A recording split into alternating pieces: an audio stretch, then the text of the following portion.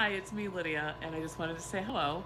I started a YouTube channel about 3 or 4 years ago, and it was based around digital marketing content, and that didn't take off. And so then I tried this past year, just over the last, towards the end of the year last year, up through this year, doing something about the news and the current events, and I just realized that's not me either.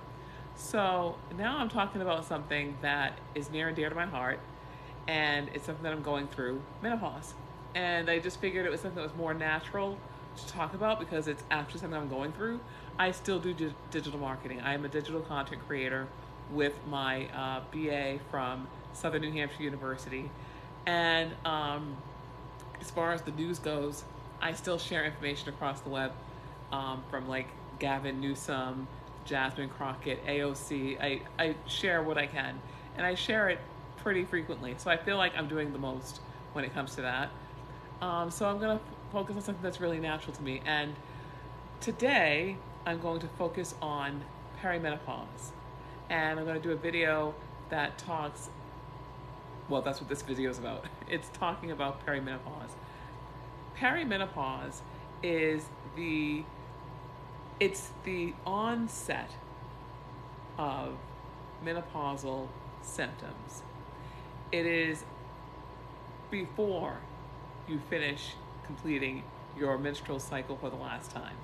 So, but what perimenopause is, you'll get some of the little bits of like the hot flashes possibly, but it could be it's not all at once, and it's like you'll notice that your cycle will slow down or it'll be off.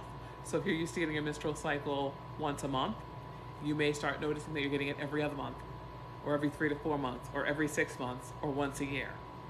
So that is the peri, think of before, okay? And that's what we're focusing on right now. And then I'll talk about post on another video. Um, a lot of times people don't even realize that they're in perimenopause because it's, a lot of times some people have off cycles anyway. And over the years of their life, whether it was from the age of being a teenager, they never had like a very standard once a month cycle. So for a lot of people, for a lot of women, they don't really notice when they're in perimenopause. And so you might get, like I said, night sweats, a little hot flashes, but what you'll notice is that you'll start to just feel different. And I can't really tell you what that feels like because everyone is different, so I can tell you what that is for me. With perimenopause, I went into perimenopause after I had a partial hysterectomy. And what I noticed was I started slowing down right away with my period, because when you have a partial hysterectomy, you don't get those the eggs and all that stuff don't do what they're supposed to do every month. So for me, I was kind of like set into perimenopause. But for people that don't, I would assume that you're having your period. Like I said, it's irregular. There might be some different things going on with your skin changes, getting a little bit drier. You'll notice that you're a little more sluggish, lethargic, different things like that. So there's a whole thing that I'm going to share on this video. I'm going to share a link. Actually, you know what? I'll share a link in the comment section, and that way you can look it up for yourself and just really look at all the symptoms. I get my resources from medical journals and online forums that are credible, such as Mayo Clinic, a lot of different very popular and very well-known medical sites. So I'll share something on there for you. But I want you to know that mainly when you think of peri, think of pre-menopausal.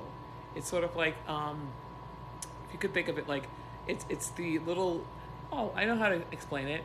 Okay, so when you're first pregnant and you don't get your period anymore, and in that first trimester, you're getting all these signals to get ready for the baby.